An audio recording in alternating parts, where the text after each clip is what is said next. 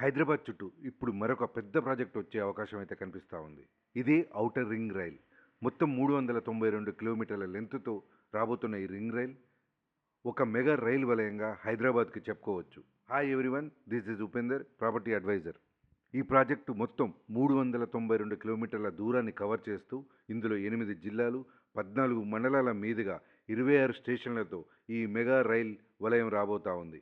ఈ మొత్తం ప్రాజెక్టు వ్యయం వచ్చేసి సుమారు 12,000 కోట్లుగా అంచనా వేయడం జరిగింది.